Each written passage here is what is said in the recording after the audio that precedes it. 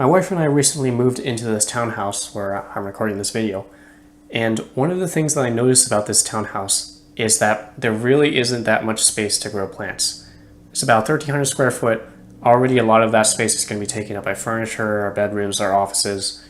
There really isn't that much space to grow plants, especially compared to the old place we were living at, which had a whole lot of space indoors and outdoors. It had a huge backyard, a lot of plants, plenty of space to grow different types of plant species, and your own home garden. And that's really one thing that I'm going to miss about that old place we were living in, is just the amount of space that we had to grow plants. So now that we're kind of in this situation, we're living in this townhouse in the city, that made me wonder, what are some things that we can do to grow our plants, to continue growing plants indoors without having to take up that much space? And that gave me the idea for this video.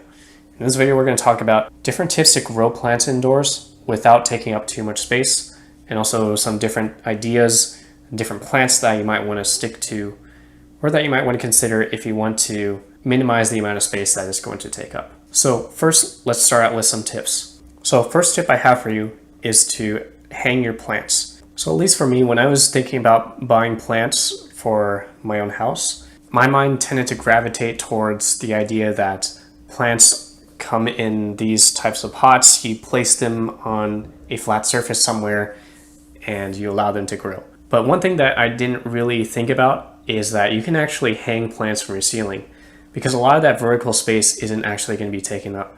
Most of that space in your house is going to be taken up on the ground space with your furniture, your different appliances, chairs, desks, whatever. Most of that is going to take up the ground floor space. But a lot of the space on the ceiling and on the walls, that's actually free real estate pretty much. It's free real estate.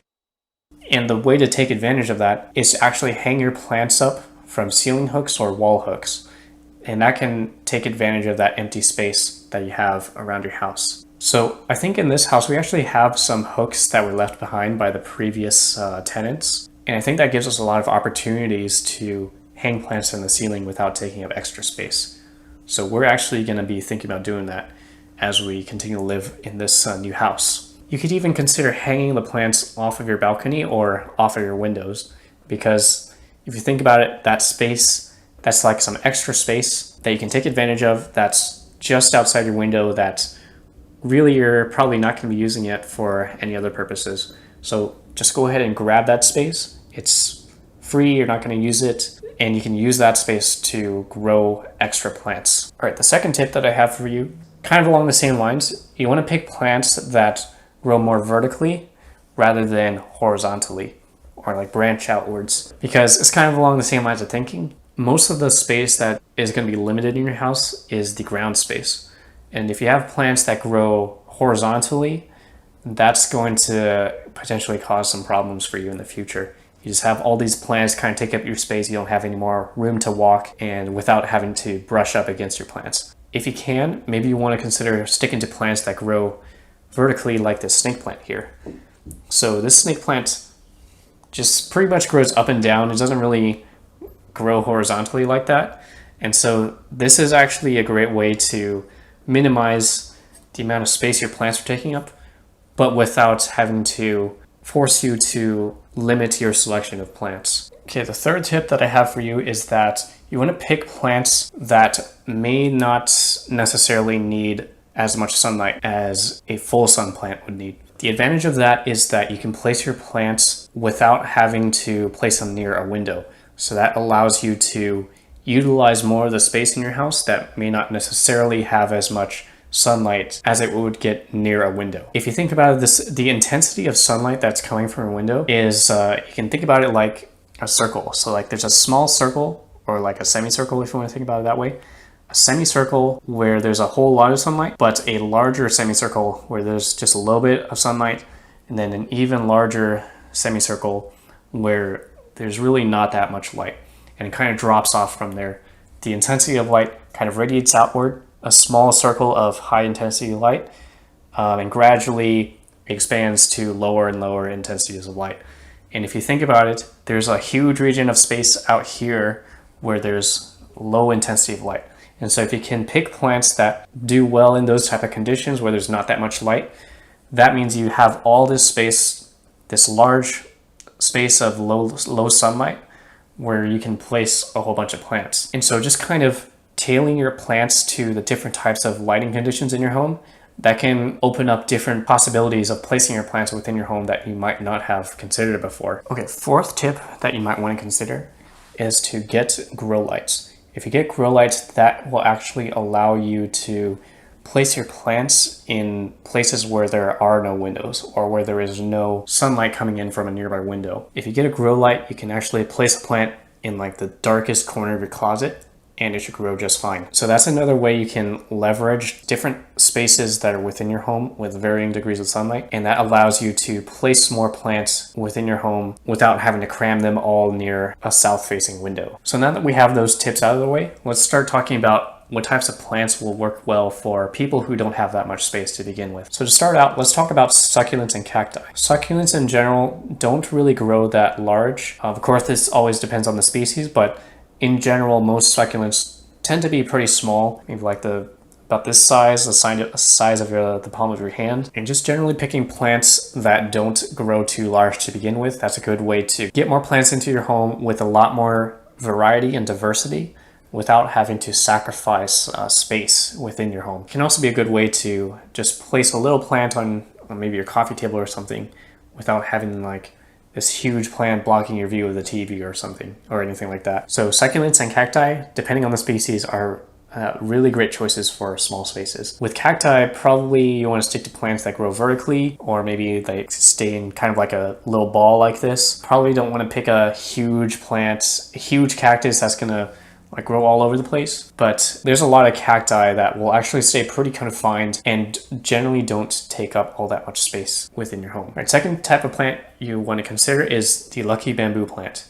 So lucky bamboo plants, you probably find these a lot in these Asian supermarkets. It's very popular in Asia, but these are the type of plants that grow vertically and they don't really spread out and take up that much space. You can even come up with some interesting designs with it, depending on how you shape it and grow it. And I just generally like the aesthetic of these lucky bamboo plants. They kind of look like a little forest almost. And they also tend to do well with indirect light, so they don't need that much sunlight to begin with. You can just place it somewhere in your house with a window, maybe not too far, but it doesn't have to necessarily be directly next to a window. Okay, the third plant that I want to recommend to you is a fern. Again, this depends on the type of species that you want, that you're looking at, but there are a lot of ferns out there that generally stay in a confined space. They don't take up all that much space.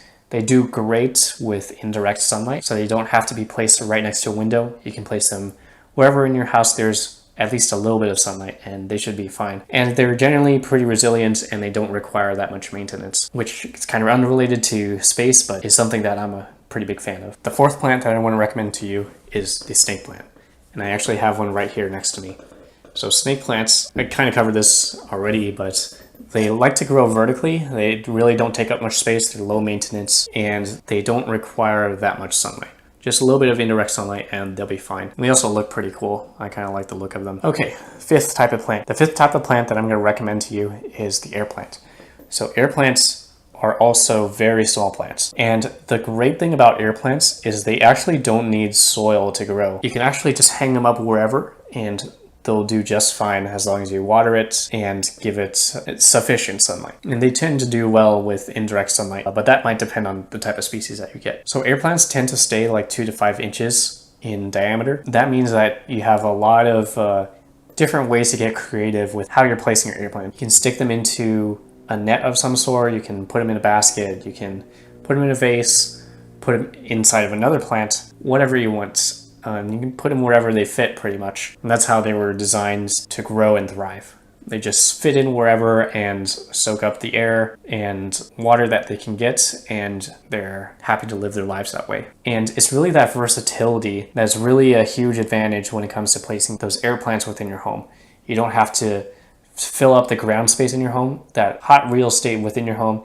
You can just place them wherever they can fit and really fill up those low demand, hard to fill spaces within your home. All right, the sixth and last plant that I'm going to recommend to you is the string of hearts and the string of pearls. I guess 2 types of plants. But the string of hearts and string of pearls, these are really great plants because they also like to grow vertically, but rather than growing upwards, they grow downwards. Most of the times you'll probably want to hang them somewhere, and those string of hearts, string of pearls are actually going to flow over, cascade out of the pot and kind of droop downwards like this. And so that's a great way to take up vertical real estate within your home. And if you wanted to, you could also drape those vines across your home. So if you want to get like really creative, you could drape them over your ceiling or something, between shelves or cabinets, or like different hooks that you've strategically placed within your home. And you can kind of guide and navigate those vines across those spaces that you haven't filled yet. And if you wanted to, you could even just keep on pruning them so that they don't grow too large. So string of hearts, string of pearls are another great plant that you can grow within your home without taking up too much of that high demand real estate inside of your house. They're also great for propagating, and you can actually use them to propagate within its own pot. So like you take string of pearls, cut off the nodes, you place them back in the pot, and that allows more of these vines to grow out from that pot that you have. And that can increase the density of those leaves that you're going to see coming out of your pot with your string of pearls. But that's pretty much it for this video. Quick recap: stick to plants that grow vertically. Vertical spaces are generally not taken up by things like furniture and whatever stuff that you have in your home. You want to think about hanging plants, kind of along the same lines, to take advantage of that vertical space. You can also think about picking plants that love indirect light or low intensity light. For a lot of people, that's going to be a lot of that space in your house. It's not going to have as much light as you would have directly next to a window. And you also want to think about hanging plants outside of your window or outside of your balcony. Take advantage of that space that's just outside of your house that you're probably not going to use for anything else. But that's pretty much it for this video. Thanks for watching. If you liked it, give it a thumbs up, and I'll see you in the next video.